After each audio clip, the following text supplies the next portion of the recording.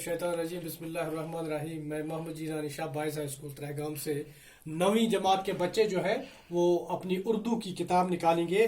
Page number 60, सफ़ा number 60 पर वो निकालेंगे अपनी उर्दू की किताब। 60 सफ़ा नंबर, वहां पर है अफसाना। यही आज हमारा उन्वान है कि अफसाना किसे कहते हैं।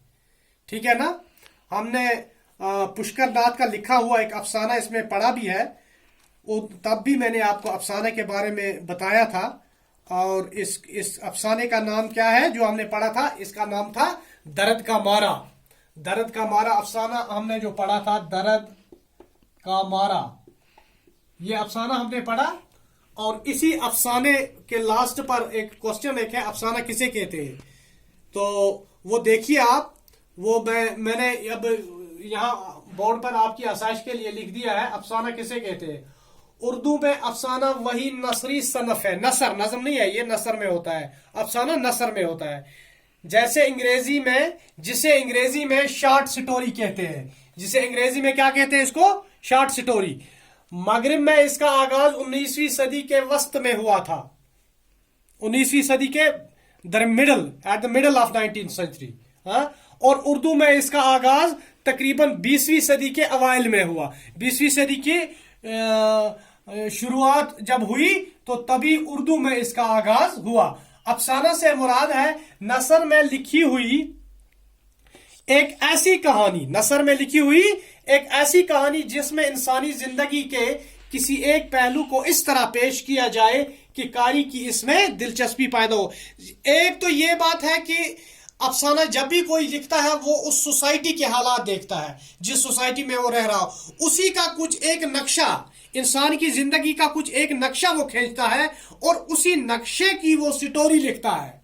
एक इसमें यह है कि ये शॉर्ट होनी चाहिए, ये उतनी जिस तरह नावल होती है, नावल हम बरसों पढ़ते हैं फिर भी एक नावल खत्म नहीं होती है। लेकिन इसमें और नावल में और अफसाने में यही फर्क है कि बहुत शॉर्ट होता है और ये जिंदगी का कोई एक पहलू, जिंदगी का कोई एक पहलू जो है वो बयान करता है। जिंदगी का कोई एक ही पहलू पकड़कर उसको दिलचस्प अंदाज में ऐसे पेश करता है कि जो कारी है इसमें दिलचस्पी पैदा हो जाए, कि कारी के जो है पढ़ने वाला जो है उसके अंदर दिलचस्पी पैदा हो जाए। इस तरीके से पेश करता है। अफसाना में हकीकी जिंदगी का, जो मैं अभी आपसे कह रहा था, कोई पहलू वाक़ा की सूरत में पेश किया जाता है। जिंदगी का कोई पहलू हकीकी जिंदगी के साथ उसका ताल्लुक होता है। जो अफसाना लिखता है उसका ताल्लुक कहीं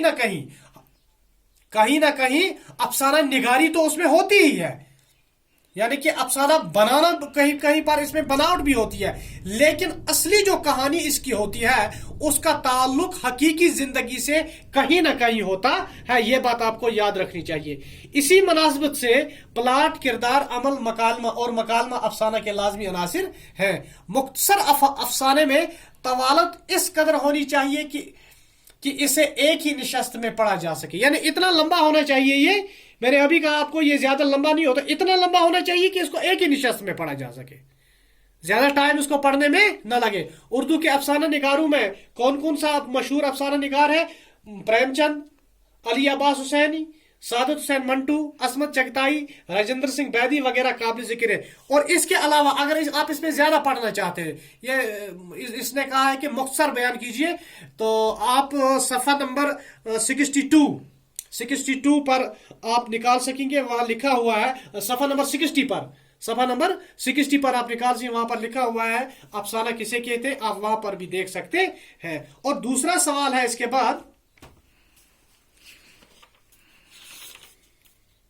पुष्कर नाथ के अदबी खिदमात, पुष्कर नाथ के यानी कि अदब के बारे में पुष्कर नाथ ने क्या किया है। पुष्कर नाथ जो इस एक अफसाना निगार है, उसने आपकी किताब में दर्द का मारा एक अफसाना लिखा है। तो ये अफसाना, इसमें अदबी खिदमात यानी कि इसने कितनी किताबें लिखी है, कहां से इसने शुरू किया है लिखने का काम, क्या किया, उसी चीज को कहते हैं इसके अदबी खिदमात। इसके आप अपनी किताब का पेज नंबर 61 निकालिए, वहां सेकंड पैरा है, 61 पेज नंबर। पुष्कर नाथ हमारी रियासत और बैरूनी रियासत के अदबी हलकों में अच्छी तरह मुतारिफ है, यानी कि उनका तारुफ अच्छी तरह है। उनकी अदबी जिंदगी का आगाज 1953 में हुआ।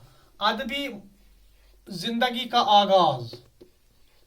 میں پشکر ناتھ کی بات کر رہا ہوں. آپ کو لکھنا ہے پشکر ناتھ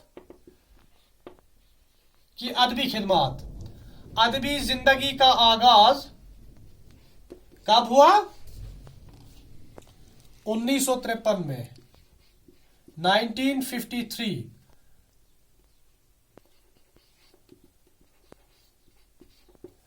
ٹھیک ہے نا.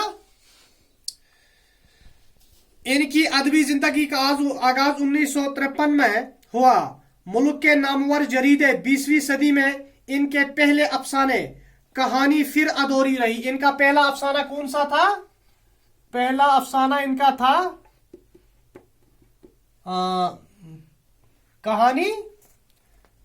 کہانی پھر ادھوری رہی. پہلا افسانہ پشکر ناتھ کا کہانی پھر ادھوری رہی.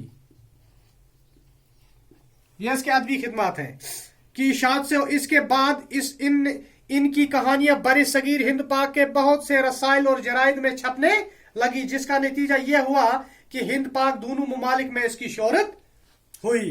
پشکر ناتھ کے افسانوں کے جو مجموعے شائع ہو کر مشہور ہو چکے، ان میں اندھیرے اجالے. کون کون سا جو شائع ہو چکے؟ اندھیرے اجالے.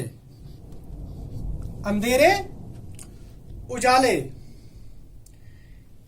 ڈل کے باسی. ڈل کے باسی. عشق کا چاند اندھیرا. یہی ان کی ادبی خدمات ہیں. عشق کا چاند اندھیرا.